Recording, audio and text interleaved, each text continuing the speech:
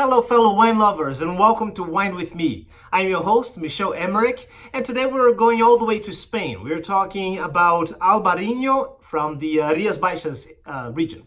The wine in question is Martin Codax 2017, again Albariño from Rias Baixas. Martin Codax is made by Katia Alvarez and Luciano Amoedo, great winemakers. And 2017 was a typical vintage. In fact, Wine Enthusiast gave 2017 in Rias Baixas a score of 87, which is just slightly below the 92 points they gave 2016 in the same region. The reason being 2017 did not have a lot of rain, so the vines were a bit stressed, producing small berries, low yields, but the winemakers were also still able to make fantastic wines. So let's jump right into it. As usual, I'll be utilizing the Court of Masters Sommelier's tasting grid to make things fair and objective. You can also follow along by clicking the link in the description.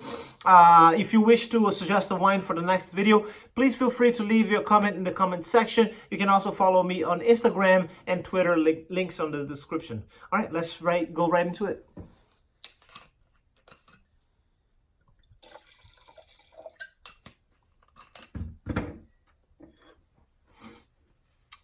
Okay, so this is a pale white wine with hints of green platinum, perhaps suggesting a bit of a underripe characteristic on the fruit.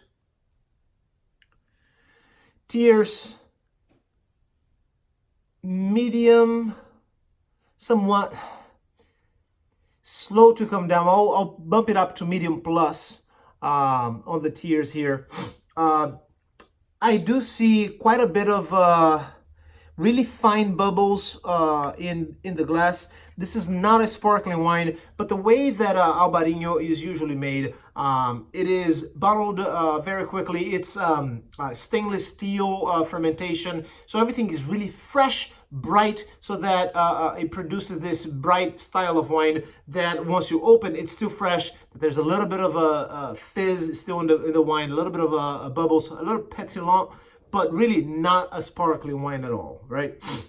But I do see a little bit of typical bubbles in the glass. On the nose, wine is powerful, as it should be. Albariño jumps out of the glass. It is youthful. It's you can see that it is a young wine. And it's clean. There's no flaws whatsoever. The fruit is ripe still. Nectarine, peaches, pineapple, yellow apple. Very floral. There's a ton of jasmine, honeysuckle, orange blossom, apple blossom, horse chestnuts. There's a lot of flowers going on the nose. Earthy wise, there's a mineral characteristic to this wine, a little bit of a salinity. Kind of smells like the ocean. Better yet, it smells like oysters from the East Coast. Your Blue Point oysters, a little bit of that salinity that you get with Blue Point oysters. There's no evidence of oak in this wine, and again, it shows by the bubbles. This is a fresh wine that went from stainless steel straight into the bottle. Let's taste it.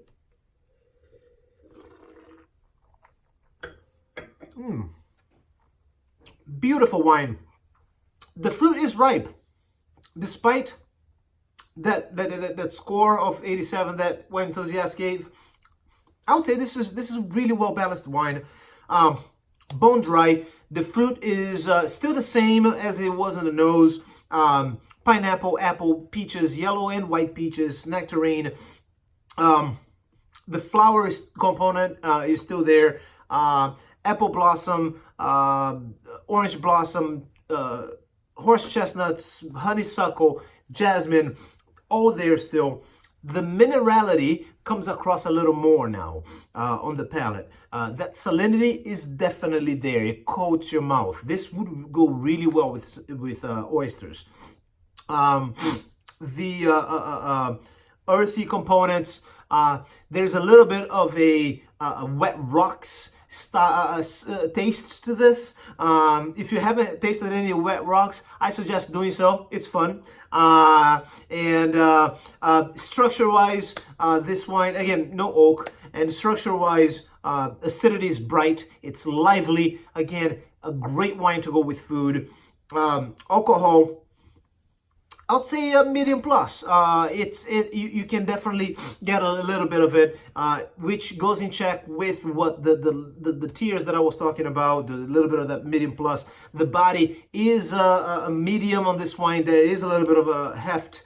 The finish is quite long. I still taste the wine. It's still drawing a little bit of that acidity is still drawing a little bit of water, right? Which is again a great indication that this is a food-friendly wine. In complexity, I would say medium plus. There is quite a few things here that I saw that were quite interesting. What to eat while drinking this wine? There are 3 dishes that I would like to suggest from the area, from Galicia. One is pulpo a la gallega, which is octopus, usually made on a stew. Also almechas a la marinera, which is clams, and it is made with a albariño sauce, garlic, onions, paprika, so it's got a little bit of a spice to it, and parsley, maintaining that freshness. Again, as you can imagine, the clam, the albariño sauce, everything makes sense to drink with this wine. And then finally, a arroz marinero gallego, which is very similar to paella, except that it does not use any meat. It's only seafood. And again, very typical for that area, and it would go phenomenal with this wine due to that intensity of flavors, the aromas that we'll get from that dish. I mean, it's a very aromatic. As soon as your plate sits in front of you, you get it's beautiful aromatics coming out of that dish, which would go perfectly with this 2017 Martin Codax Albariño. So, well, thank you very much for watching. I hope you enjoyed it, and I'll see you next time. Cheers.